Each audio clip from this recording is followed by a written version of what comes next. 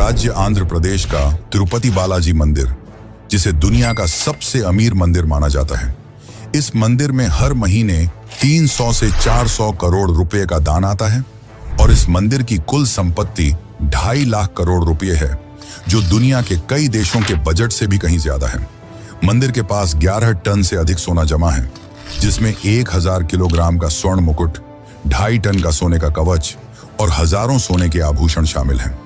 लेकिन इतना ज्यादा संपत्ति होने के बावजूद क्यों यहाँ के भगवान वेंकटेश्वर को कर्ज में डूबा हुआ माना जाता है? यह मंदिर भारत का ऐसा मंदिर है जो अपने अनसुलझे और चौंकाने वाले रहस्यों के लिए प्रसिद्ध है। यहाँ ऐसे ऐसे चमत्कार होते हैं जो विज्ञान और मानव सोच से परे हैं। यह मंदिर भगवान विष्णु के एक अवतार वेंकटेश्वर को समर्पित है और कहा जाता है कि यहाँ जो मूर्ति है वह खुद से प्रकट हुई है। इस मूर्ति के रहस्य भी चौंकाने वाले हैं। मंदिर के गर्भगृह में हमेशा पंखा चलता रहता है, जिस कारण यहाँ का तापमान हमेशा 20 डिग्री सेल्सियस ही होता है। इसके बावजूद वेंकटेश्वर भगवान की मूर्ति से हमेशा पसीना बहता रहता है, जिसे पुजारी थोड़ी थोड़ी देर में पोंछते रहते हैं। और साथ ही जब इस मूर्ति को चंदन के लेप से नहलाया जाता है तो इसकी छाती पर माता लक्ष्मी की आकृति दिखती है। तो क्या है इसकी असली सच्चाई? क्यों यह मूर्ति इतनी चमत्कारी है? एक और चौंकाने वाली बात तो यह है कि मूर्ति का पिछला हिस्सा देखने की सख्त मनाही है। माना जाता है कि इसके पीछे से गुप्त सुरंगें हैं। 1937 में एक युवा पुजारी रामानुजाचार्य इस मूर्ति के पीछे गए और वहां उन्होंने जो देखा वह हैरान करने वाला था। आखिर उन्होंने ऐसा क्या देखा? इस मंदिर में मिलने वाले प्रसाद के पीछे भी एक बड़ी और रहस्यमयी कहानी छुपी हुई है। यहाँ हर दिन 3 लाख से 5 लाख लड्डू बनते हैं और सारे लड्डू का स्वाद और वजन एक समान होता है। परंतु उससे भी ज्यादा चौंकाने वाली बात तो यह है कि इस मंदिर में इस्तेमाल होने वाली सारी चीजें एक रहस्यमयी गांव से आती हैं, जो कि इस मंदिर से 23 किलोमीटर दूर है।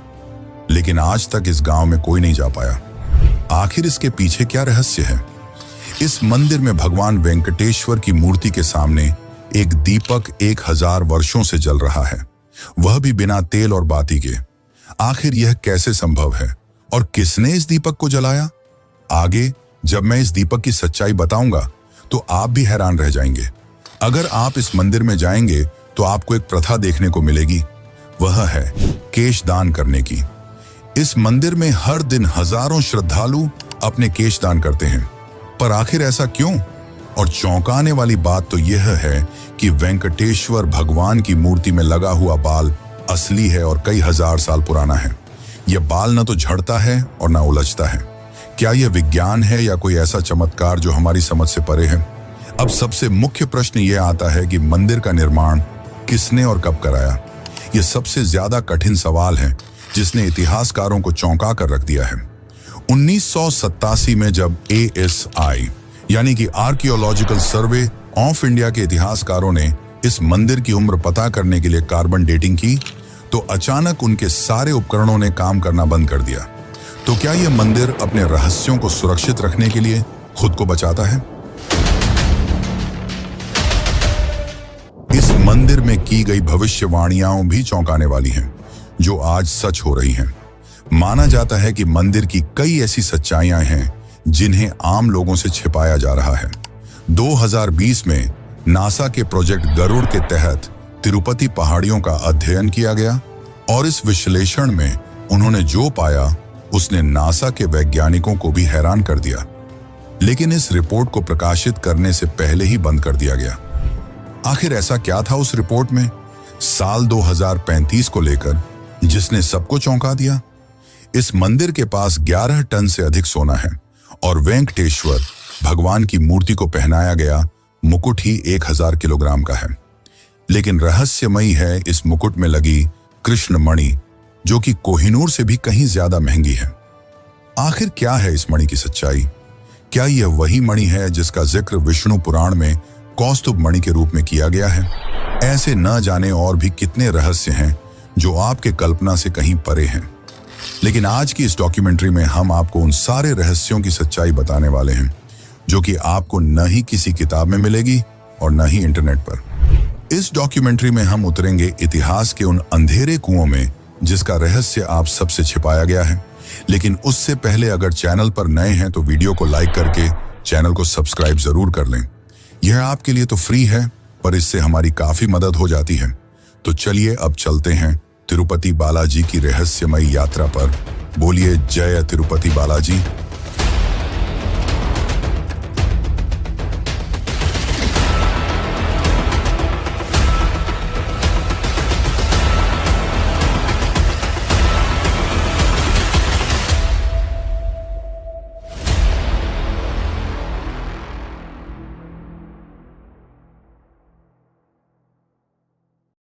कहा जाता है कि इस मंदिर का निर्माण विजयनगर साम्राज्य के महान शासक कृष्णदेव राय ने करवाया था, पर यह सच नहीं है। इस मंदिर में वेंकटेश्वर भगवान की मूर्ति कहां से आई और इस मंदिर का निर्माण कब और किसने कराया, यह जानने के लिए हमें एक पौराणिक कथा को समझना होगा। इस कथा के अंत तक आपको मंदिर के रहस्यों की आधी सच्चाई खुद ब खुद समझ आ जाएगी। तो इस कथा को अंत तक जरूर देखें, क्योंकि यह आपको एक रहस्यमयी दुनिया की ओर ले जाने वाली है। पौराणिक कथाओं के अनुसार प्रलय के उस भयावह दौर की बात है जब समस्त पृथ्वी जलमग्न हो गई थी। पौराणिक ग्रंथों में वर्णित है कि पवन देव ने अपने उग्र रूप में इतनी प्रचंड गति से उड़ान भरी कि आकाश के बादल फट पड़े और ऐसा वर्षा का प्रकोप शुरू हुआ जिसने धरती को पूरी तरह जल में डुबो दिया। ऐसे में समस्त सृष्टि को संकट से उबारने के लिए भगवान विष्णु ने आदि वराह का अवतार धारण किया। उस दिव्य वराह ने अपने विशाल दांतों से संपूर्ण पृथ्वी को जल के गर्भ से बाहर निकाला और उसे पुनः स्थापित किया। इसके बाद सृष्टि पर पुनः जीवन का निर्माण करने के लिए ब्रह्मा जी ने विष्णु जी से अनुरोध किया कि वे यहीं रुकें, जिसके बाद विष्णु ने अपने वराह रूप को परिवर्तित कर एक नया दिव्य स्वरूप धारण किया। 4 भुजाओं वाला एक तेजस्वी स्वरूप जो साक्षात भगवान विष्णु का ही रूप था। इस स्वरूप में वे भूदेवी के साथ तिरुमला की पहाड़ियों पर निवास करने लगे। यहां उन्होंने मानव जाति को ध्यान योग और कर्म योग का ज्ञान देना शुरू किया। समय बीतता गया और कलयुग का आगमन हुआ। तब विष्णु इस लोक को छोड़ अपने बैकुंठ धाम वापस लौट गए, जिससे ब्रह्मा जी काफी चिंतित हो गए और उन्होंने नारद से अनुरोध किया कि वे श्री हरि विष्णु को वापस पृथ्वी पर लाएं। इसके बाद नारद जी गंगा किनारे पहुंचे। वहां उन्होंने देखा कि कुछ साधु गण एक गंभीर विषय पर चर्चा कर रहे थे। वे यह निर्णय नहीं कर पा रहे थे कि उनके यज्ञों का फल किस देवता को अर्पित किया जाए। तब नारद मुनि के सुझाव पर महर्षि भृगु ने त्रिदेव की परीक्षा लेने का निश्चय किया। सबसे पहले वे ब्रह्मा के पास गए, पर उस समय ब्रह्मा अपनी सृष्टि के निर्माण कार्य में व्यस्त थे, जिससे महर्षि काफी क्रोधित हुए और वहां से चले गए। जिसके पश्चात महर्षि शिव जी के पास पहुंचे। भगवान शिव ने जैसे ही महर्षि भृगु को देखा, वे प्रसन्न होकर उनका आलिंगन करने के लिए आगे बढ़े, किंतु भृगु ने उनके आलिंगन को स्वीकार करने से इनकार कर दिया और कहा, हे महादेव, आपने सदैव ही धर्म और वेदों की मर्यादाओं का उल्लंघन किया है। आप दुष्ट राक्षसों और असुरों को ऐसे वरदान देते हैं जिससे संपूर्ण सृष्टि को संकटों का सामना करना पड़ता है। इसीलिए मैं आपका आलिंगन स्वीकार नहीं कर सकता। ये सुनकर शिव क्रोधित हो उठे, किंतु माता पार्वती ने उन्हें शांत कर दिया। अंत में महर्षि भृगु बैकुंठ पहुंचे, जहां भगवान विष्णु शयन कर रहे थे और देवी लक्ष्मी उनके चरण दबा रही थीं। भृगु ने क्रोध में आकर भगवान विष्णु की छाती पर जोरदार लात मारी, किंतु विष्णु ने शांत भाव से उठकर न केवल महर्षि से क्षमा मांगी, बल्कि उनके चरण दबाने लगे और पूछा, महर्षि, आपके कोमल चरणों को मेरे कठोर हृदय से चोट तो नहीं लगी? भगवान विष्णु की इस अद्भुत विनम्रता और सहनशीलता को देखकर महर्षि भृगु अत्यंत प्रसन्न हुए और उन्होंने घोषणा की कि अब से सभी यज्ञों का फल केवल भगवान विष्णु को ही प्राप्त होगा। इस घटना के बाद श्री हरि विष्णु ने तो भृगु को क्षमा कर दिया, पर इस अपमान से माता लक्ष्मी काफी क्रोधित हो उठी। उन्हें अपने पति का यह अपमान सहन नहीं हुआ और उन्होंने भगवान विष्णु से भृगु ऋषि को श्राप देने के लिए कहा, परंतु विष्णु तो धैर्य और क्षमा के सागर थे, इसलिए उन्होंने ऐसा नहीं किया। इसके परिणाम स्वरूप माता लक्ष्मी ने बैकुंठ लोक का त्याग कर दिया और तपस्या करने धरती लोक पर आ गईं। वे कोल्हापुर नामक स्थान पर ध्यान करने लगी। इस बात से विष्णु जी अत्यंत दुखी हो गए। उन्हें बैकुंठ में सूनापन महसूस होने लगा। इसके पश्चात उन्होंने भी बैकुंठ को छोड़ दिया और धरती पर माता लक्ष्मी की खोज में निकल पड़े। वे घने जंगलों में भटकते, नदियों के तट पर बैठकर रोते, पर्वतों की चोटियों से पुकारते, किंतु लक्ष्मी का कहीं पता नहीं चला। थक हार कर वे वेंकटेश्वर पर्वत में एक वृक्ष के नीचे स्थित विशाल चींटी की बांबी के आश्रय में विश्राम करने लगे। उनकी यह दशा शिव और ब्रह्मा से देखी नहीं गई और उन्होंने उनकी सहायता करने का निश्चय किया। इसके बाद शिव जी और ब्रह्मा जी ने गाय और बछड़े का रूप धारण किया और माता लक्ष्मी के पास पहुंचे। माता लक्ष्मी ने उन दोनों को उस समय के शासक चोल राजा को सौंप दिया। राजा ने उन्हें अपने महल की पशुशाला में रखवा दिया और उनकी जिम्मेदारी एक चरवाहे को सौंप दी। कुछ दिनों तक दूध देने के बाद एक दिन वह गाय अचानक दूध देना बंद कर देती है। इसके बाद एक रहस्यमय घटना घटने लगती है। गाय रोजाना कुछ समय के लिए गायब हो जाती और लौटते समय उसका थन खाली मिलता। चरवाहा हैरान था। एक दिन उसने गाय का पीछा किया तो देखा कि वह तिरुमला की एक पहाड़ी पर स्थित विशाल चींटी की बांबी के पास जाकर अपना संपूर्ण दूध उसके अंदर उड़ेल देती है। जब उसने ध्यान से देखा तो आश्चर्यचकित रह गया। उस बांबी के भीतर स्वयं भगवान विष्णु विराजमान थे, जो उस दूध को पीकर अपनी भूख मिटा रहे थे। क्रोध में आकर चरवाहे ने गाय की ओर कुल्हाड़ी फेंकी। तभी एक चमत्कार हुआ। विष्णु तुरंत प्रकट हो गए और गाय को बचाने के प्रयास में कुल्हाड़ी उनके माथे पर जा लगी। तब श्री हरि विष्णु ने क्रोध में आकर उस चरवाहे को वहीं पर मृत्युदंड दिया। जब यह बात राजा को पता चली तो वे तुरंत वहां पहुंचे। तब विष्णु ने क्रोध में कहा, सेवक के पाप में उसके स्वामी की भी बराबर की हिस्सेदारी होती है।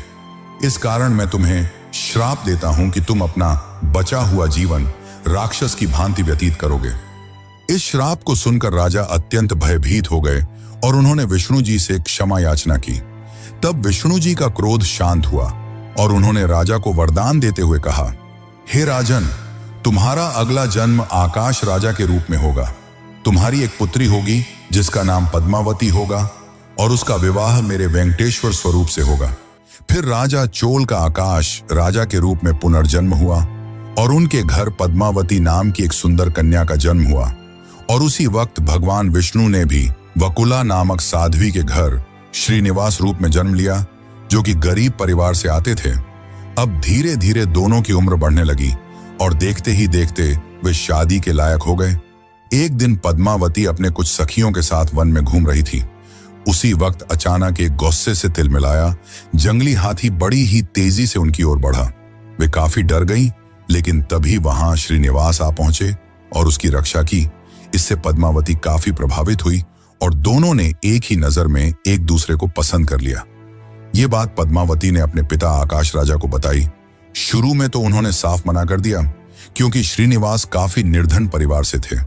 पर रात में राजा आकाश के सपने में भगवान विष्णु आए और उन्हें अपने वरदान के बारे में बताया, जिसके पश्चात राजा आकाश श्रीनिवास और पद्मावती के विवाह के लिए मान गए।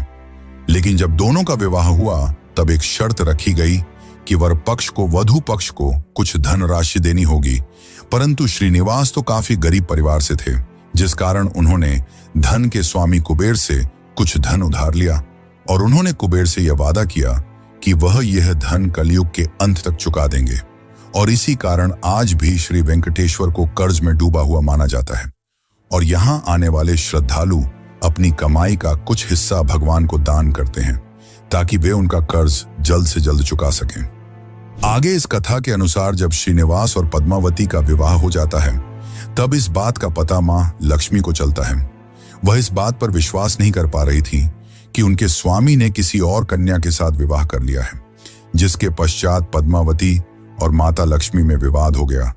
यह विवाद काफी ज्यादा बढ़ गया, जिसके बाद श्रीनिवास ने अपने आप को मूर्ति में बदल लिया और यही मूर्ति आज तिरुपति बालाजी में श्री वेंकटेश्वर के रूप में पूजी जाती है।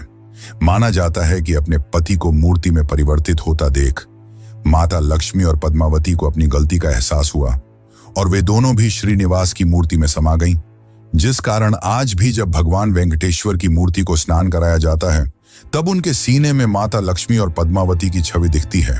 और इसी कारण भगवान के स्नान के बाद पुजारी उन्हें नीचे धोती पहनाते हैं और ऊपर के शरीर को साड़ी से सजाया जाता है। ये भगवान विष्णु और माता लक्ष्मी के चमत्कारों का जीवित प्रमाण है। लेकिन मित्रों, क्या आपको पता है कि इस मंदिर का निर्माण किसने और कब करवाया? यह मंदिर का निर्माण एक चर्चा का विषय है। IIT मद्रास ने 2018 में शोध किया, जिसमें पाया गया कि मंदिर की दीवारों में इस्तेमाल हुए पत्थरों के बीच का फासला हमेशा 0.2 इंच रखा गया है। एक ऐसी परिशुद्धता जो आधुनिक लेजर तकनीक के बिना असंभव मानी जाती है, पर आज से हजारों साल पहले इसे संभव किया गया। आखिर इस मंदिर का इतना भव्य और आधुनिक निर्माण किसने कराया? तो चलिए जानते हैं इस मंदिर के निर्माण का असली सच। लेकिन उससे पहले, अगर आपको डॉक्यूमेंट्री अच्छी लग रही है तो इसे लाइक करके चैनल को सब्सक्राइब जरूर कर लें।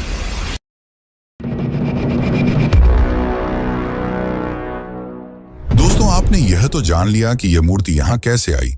अब हम आपको बताते हैं इस मंदिर के निर्माण की कहानी। तिरुपति के भव्य मंदिर का निर्माण इतिहास कई शताब्दियों के विकास की कहानी कहता है। 9वीं शताब्दी से प्राप्त शिलालेखों के अनुसार इस मंदिर का प्रारंभिक स्वरूप पल्लव राजवंश ने लगभग 825 ईस्वी के आसपास अस्तित्व में आया। हालांकि वर्तमान भव्य संरचना का श्रेय मुख्य रूप से विजयनगर साम्राज्य को जाता है। इस मंदिर का इतिहास 9वीं शताब्दी में पल्लव राजाओं के शासनकाल से शुरू होता है, जिन्होंने काले ग्रेनाइट पत्थर से मंदिर का प्रारंभिक गर्भगृह बनवाया। चोल राजवंश ने 11वीं शताब्दी में इसका विस्तार किया और 12 गांव मंदिर को दान में दिए। मंदिर को वास्तविक भव्यता मिली विजयनगर साम्राज्य के शासनकाल में। सम्राट कृष्णदेव राय ने 1509 से 1229 के बीच स्वर्ण गोपुरम का निर्माण करवाया और 30 गांव मंदिर को अर्पित किए। मराठा शासक रघुनाथराव पेशवा ने 1750 में चांदी का विशाल सिंहासन दान दिया। ब्रिटिश काल में मंदिर का प्रबंधन महंतों के पास रहा। 1933 में स्थापित TTD आज 300 से अधिक मंदिरों का संचालन करता है। मंदिर परिसर में 1200 से अधिक शिलालेख और ASI द्वारा खोजी गई 10वीं शताब्दी की गुप्त सुरंगें इसके ऐतिहासिक महत्व को प्रमाणित करती हैं। वर्तमान में यह विश्व के सबसे धनी मंदिरों में से एक है, जहां प्रतिवर्ष लाखों भक्त दर्शन के लिए आते हैं। ये सारी बातें ये बताती हैं कि इस मंदिर को किसी भगवान या किसी एक राजा ने नहीं बनवाया।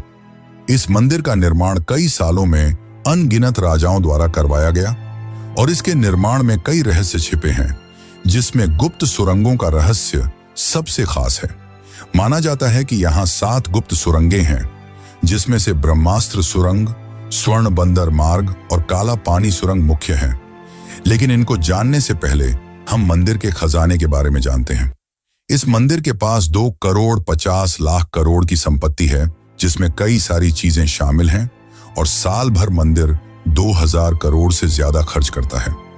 आखिर मंदिर इस पैसे को कहां खर्च करता है और हर साल इतना खर्च करने के बावजूद आखिर मंदिर का पैसा 10 गुना ज्यादा तेजी से कैसे बढ़ता जा रहा है और यह पैसा कहां रखा गया है, इसकी सुरक्षा कौन करता है?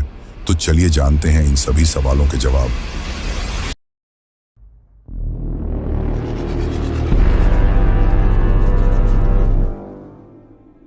मंदिर की मासिक आय लगभग 300 से 400 करोड़ है, जबकि इसकी सालाना कमाई 5000 करोड़ से ऊपर पहुंच जाती है।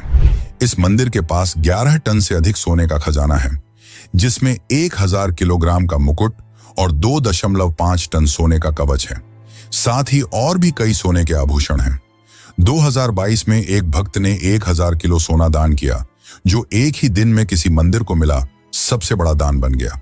इस मंदिर के सोने की रखवाली और मैनेजमेंट की जिम्मेदारी TTD यानी कि तिरुमला तिरुपति देवस्थानम के पास है और इस मंदिर के पास सिर्फ सोना ही नहीं बल्कि 43,000 एकड़ जमीन, शेयर मार्केट में 10,000 करोड़ रुपए का निवेश और दुनिया भर में 12 बैंक अकाउंट्स हैं। और इन सारे पैसों को संभालने के लिए TTD ने एक भूमिगत वॉल्ट बनाया है, जिसकी सुरक्षा भारतीय रिजर्व बैंक जितनी सख्त है। क्या आप जानते हैं कि इस वॉल्ट को खोलने के लिए 3 अलग अलग लोगों की अंगुलियों के निशान चाहिए? लेकिन सबसे बड़ा सवाल यह है कि यह सारा पैसा कहां जाता है। दरअसल मंदिर हर साल 2000 करोड़ रुपए से ज्यादा सामाजिक कल्याण पर खर्च करता है, जिसमें शामिल है अन्नदान, जो कि इस मंदिर का सबसे बड़ा प्रोजेक्ट है। हर दिन 3 से 4 लाख भक्तों को मुफ्त भोजन दिया जाता है। बाकी मंदिर 20 से ज्यादा मेडिकल कॉलेज और हॉस्पिटल्स भी चलाता है, जहां गरीबों का मुफ्त इलाज किया जाता है। 300 से ज्यादा स्कूल और कॉलेज, जहां 50,000 से ज्यादा बच्चों को फ्री शिक्षा प्रदान की जाती है। ऐसे और भी कई कल्याणकारी काम किए जाते हैं। अब सवाल यह है कि इतना खर्च करने के बाद भी मंदिर दिनों दिन इतना ज्यादा अमीर कैसे होता जा रहा है। इसके पीछे की सच्चाई यह है कि मंदिर सिर्फ पैसे खर्च नहीं करता, बल्कि निवेश भी करता है। 12,000 करोड़ से ज्यादा मंदिर ने फिक्स्ड डिपॉजिट में जमा कर रखा है, जहां से सालाना मंदिर को 800 करोड़ रुपए का मुनाफा होता है। और साथ ही 10,000 करोड़ से ज्यादा रुपए शेयर मार्केट में रिलायंस, टाटा और SBI जैसी कंपनियों पर लगाए हैं, जहां से उनको काफी फायदा होता है। ऐसे और भी कई जगह पर निवेश कर रखा है, जिससे मंदिर को काफी ज्यादा फायदा होता है। और साथ ही हर साल श्रद्धालु भी लाखों रुपए दान करते हैं। यहाँ श्रद्धालु केवल धन नहीं, बल्कि बाल का भी दान करते हैं, जो कि एक विचित्र मगर रहस्यमयी परंपरा है। आखिर यहाँ लोग अपने बाल क्यों दान करते हैं? तो चलिए जानते हैं इसकी सच्चाई।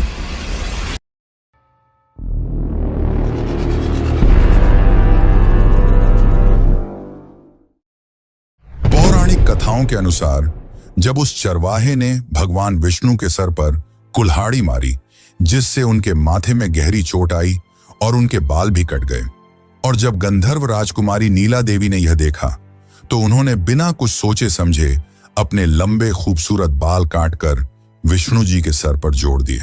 बाल एक स्त्री की बाहरी खूबसूरती का एक अहम हिस्सा होता है, लेकिन नीला देवी ने बिना कुछ सोचे अपने बाल विष्णु जी को दान कर दिए, जिससे विष्णु जी काफी प्रभावित हुए और यह घोषणा की कि जो भी तिरुपति में आकर अपने बाल दान करेगा, उसकी सारी मनोकामनाएं पूर्ण होंगी।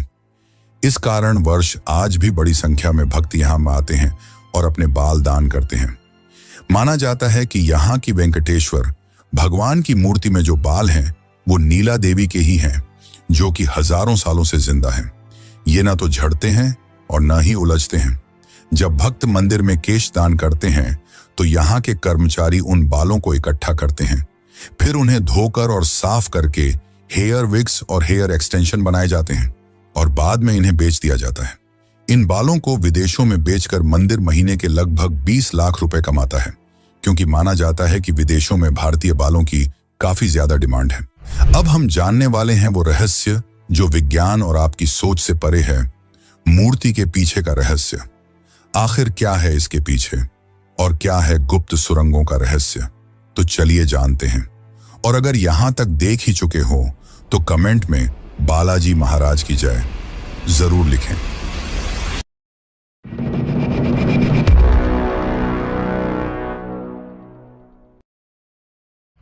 साल 1937 की वो भयावह रात, जब एक युवा पुजारी रामानुजाचार्य ने जिज्ञासावश मूर्ति के पीछे झांकने की कोशिश की। अगले ही दिन उसकी आंखों की रोशनी चली गई और जुबान लकवाग्रस्त हो गई। आज भी मंदिर के रिकॉर्ड्स में यह घटना दिव्य शाप के रूप में दर्ज है।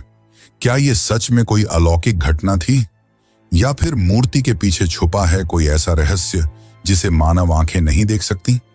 इसे लेकर वाल्मीकि रामायण में एक चौंकाने वाला तथ्य मिलता है, जिसके अनुसार मूर्ति का पिछला हिस्सा ब्रह्मांडीय ऊर्जा का केंद्र है। इसे वैकुंठ का द्वार कहा गया है, जहां से आध्यात्मिक और भौतिक संसार जुड़ते हैं। मंदिर के वरिष्ठ पुजारी श्रीनिवासाचार्य ने 2018 में एक इंटरव्यू में बताया, रात के समय जब मैं अकेले गर्भगृह में होता हूं, तो मूर्ति के पीछे से किसी के सांस लेने की आवाज सुनाई देती है, जैसे कोई जीवित हो। इसके साथ ही 2005 में एक पुजारी ने दावा किया कि उसने मूर्ति के पीछे एक नीली रोशनी देखी। और फिर 2011 में इंफ्रारेड कैमरा लगाने की कोशिश की गई, लेकिन वो अचानक फेल हो गया। 2019 में IIT मद्रास के वैज्ञानिकों ने एक चौंकाने वाला खुलासा किया, जिसके अनुसार मूर्ति का पिछला हिस्सा रेडियो एक्टिव गुण दिखाता है, जिस कारण जब मूर्ति पर लाइट पड़ती है तो वहां अजीब तरंगें गूंजती हैं। पर यह केवल एक थ्योरी है। इसकी असली सच्चाई विज्ञान आज भी नहीं समझ पाया। लेकिन धर्म ग्रंथों के अनुसार यहां दूसरे लोक में जाने के लिए कई गुप्त सुरंगें हैं। जनवरी 2022 रात के 2 बजे जब ASI की एक टीम ने मंदिर के नीचे गुप्त सुरंग का दरवाजा खोला, तो उनके सामने जो हुआ वह आज भी राज का विषय है। जैसे ही उन्होंने अंदर कदम रखा, सभी टॉर्च एक साथ बंद हो गए और उनके रेडियो डिवाइस से एक अजीब सी सिसकी की आवाज आई। अगले ही पल टीम लीडर डॉक्टर रवि ने खुदाई रोकने का आदेश दे दिया। क्या उन्होंने वहां कोई अलौकिक शक्ति देखी थी या फिर कोई ऐसा प्राचीन रहस्य जिसे दबाना जरूरी था? धर्मशास्त्रों के अनुसार यहां 7 सुरंगें हैं, जिसमें से 3 मुख्य हैं। पहली, ब्रह्मास्त्र सुरंग। माना जाता है कि इस सुरंग के अंत में एक ऐसा शक्तिशाली अस्त्र है जिसे इस्तेमाल करने वाला सबसे ज्यादा शक्तिशाली बन जाएगा। 1993 में ब्रिटिश इंजीनियरों ने इसे खोजने की कोशिश भी की थी, लेकिन उस खोज के दौरान 5 इंजीनियर रहस्यमयी रूप से गायब हो गए, जिसके बाद उन्होंने यह खोज रोक दी। दूसरी सुरंग है स्वर्ण बंदर मार्ग। माना जाता है कि विजयनगर साम्राज्य के राजा कृष्णदेव राय ने यहां 500 टन सोना छिपाया था, और जब 2018 में ग्राउंड पेनेट्रेटिंग रडार सर्वे किया गया तो यहां कई अकल्पनीय और अद्भुत धातुएं मिली। अब तीसरी सुरंग, जिसे काला पानी सुरंग कहा जाता है, इसके अंदर एक अज्ञात काले पानी जैसा तरल पदार्थ भरा हुआ है, जिसकी 2001 में सैंपल लिया गया, और जब लैब टेक्नीशियन ने इसकी जांच करने की कोशिश की तो उनकी आंखों की रोशनी चली गई। आखिर ऐसा कैसे हुआ? तिरुपति बालाजी की रहस्यमयी कहानियां यहीं समाप्त नहीं होती। असली चौंकाने वाला रहस्य तो भगवान की मूर्ति से निरंतर बहने वाला पसीना है। मंदिर परिसर में पंखे लगातार चलते रहते हैं, क्योंकि बालाजी की मूर्ति से निरंतर गर्मी निकलती रहती है। इसी कारण मूर्ति हमेशा पसीने से तर रहती है। पुजारी नियमित रूप से मूर्ति को कपड़े से पोंछते रहते हैं, परंतु कुछ ही देर में मूर्ति फिर से पसीने से भीग जाती है। इसके अलावा मूर्ति से समुद्र की लहरों जैसी गूंजती आवाजें सुनाई देती हैं, जिसे भक्त मूर्ति के जीवंत होने का प्रमाण मानते हैं। स्थानीय मान्यता के अनुसार बालाजी के चरणों से वैकुंठ की पवित्र नदी विरजा प्रवाहित होती है। मंदिर परिसर में स्थित भावी कुआं भी इसी नदी से जुड़ा हुआ माना जाता है। ये सभी चमत्कारिक तथ्य भक्तों के विश्वास को और दृढ़ करते हैं कि यहाँ स्वयं भगवान विष्णु निवास करते हैं, जिस कारण तिरुपति को कलयुग का वैकुंठ कहा जाता है। इन सबके अलावा सबसे ज्यादा चौंकाने वाली बात तो यह है कि बालाजी की मूर्ति के सामने हजारों वर्षों से एक दीपक निरंतर जल रहा है, वो भी बिना किसी तेल और बाती के। आखिर इसके पीछे क्या सच्चाई है और क्या है उस अद्भुत गांव का रहस्य जहां से बालाजी मंदिर की सामग्री आती है, लेकिन आज तक उस गांव तक कोई नहीं पहुंच पाया? आखिर ऐसा क्यों? तो चलिए जानते हैं उस रहस्य को जो आपको होश उड़ा देगा।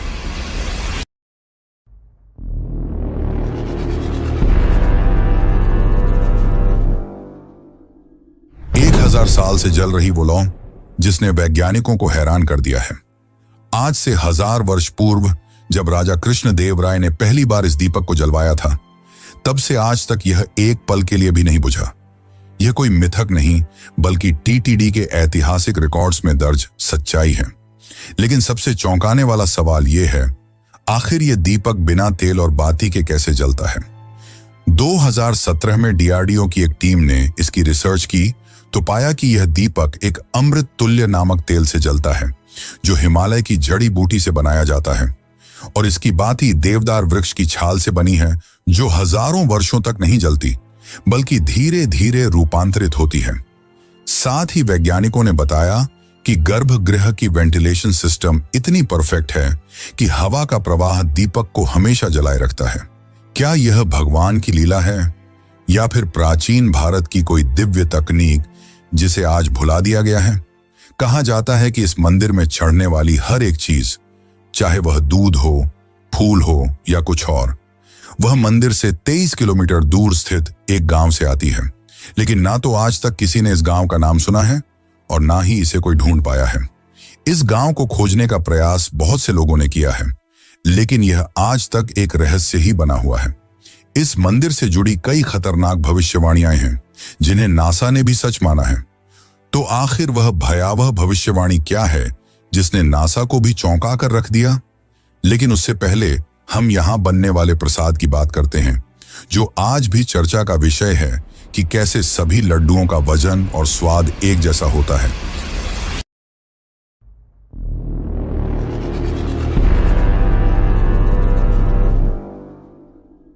तिरुपति मंदिर मंदिर में प्रसिद्ध लड्डू प्रसाद की कहानी बहुत ही अद्भुत है। कहते हैं कि जब तिरुपति बालाजी मंदिर में भगवान वेंकटेश्वर की मूर्ति स्थापित की जा रही थी, तो पुजारियों को समझ नहीं आ रहा था कि प्रभु को भोग में क्या अर्पित करें। उसी समय एक बूढ़ी मां लड्डू का थाल लेकर आई और कहा कि यह लड्डू की थाली प्रथम नैवेद्य के रूप में स्वीकार करें। पुजारियों ने वह लड्डू प्रभु को अर्पित किए और फिर प्रसाद के रूप में ग्रहण किए। लड्डू का स्वाद इतना अद्भुत था कि पुजारी भी हैरान रह गए। तब उन्होंने उस बूढ़ी मां से लड्डू बनाने का तरीका पूछा। बूढ़ी मां ने लड्डू बनाने का तरीका बताया और कुछ ही पलों में वहां से अंतर्ध्यान हो गई। इस घटना के बाद माना गया कि खुद देवी लक्ष्मी ने प्रसाद का संकेत देने के लिए सहायता की थी। तब से यह लड्डू तिरुपति बालाजी में बनाए जाने लगे। यह तो हो गई प्रसाद की बात। अब करते हैं उस भविष्यवाणी की बात जिसने नासा को भी चौंका दिया।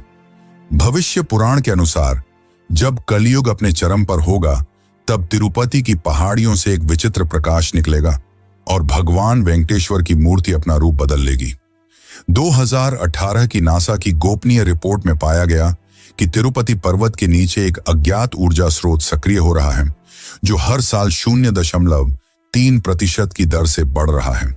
वैज्ञानिकों का मानना है कि यदि यही गति बनी रही तो सन 2035 तक यहां से एक विशाल चुंबकीय तूफान उठ सकता है, जो कि काफी खतरनाक और भयावह होगा। 2020 में नासा के प्रोजेक्ट गरुड़ के तहत तिरुपति पहाड़ियों का अध्ययन किया गया, जिसके लीक हुए दस्तावेजों के अनुसार यहां की चट्टानों में एक अज्ञात धातु मिली, जो अंतरिक्ष में पाए जाने वाले उल्कापिंडों जैसी है। भूकंप मापी यंत्रों ने प्रतिदिन 3 बार एक अजीब सी ध्वनि दर्ज की, जो ओम की ध्वनि से मिलती जुलती है। और सबसे चौंकाने वाली बात तो यह है कि पर्वत के नीचे एक विशाल गुफा है, जिसमें कोई जीवित ऊर्जा स्रोत स्पंदित हो रहा है। क्या यह कलयुग के अंत की ओर इशारा कर रहा है? ऐसे और भी कई चौंकाने वाले रहस्य हैं जो विज्ञान के परे हैं, मगर भक्त इसे भगवान की लीला और उनकी उपस्थिति का प्रमाण मानते हैं। वैसे क्या आपको पता है कि भारत के कई मंदिरों में बलि दी जाती है? यहां मैं पशु बलि की नहीं, मानव यानी इंसानों की बलि की बात कर रहा हूं। और 2019 का वो चौंकाने वाला हादसा, जब कामाख्या मंदिर में एक बुजुर्ग महिला का कटा हुआ सिर मिला, तो आखिर इसकी क्या सच्चाई है? क्यों इस मंदिर को तांत्रिकों की राजधानी कहा जाता है? अगर आप भी इसकी सच्चाई जानना चाहते हैं तो चैनल पर जाकर यह वीडियो जरूर देखें। धन्यवाद।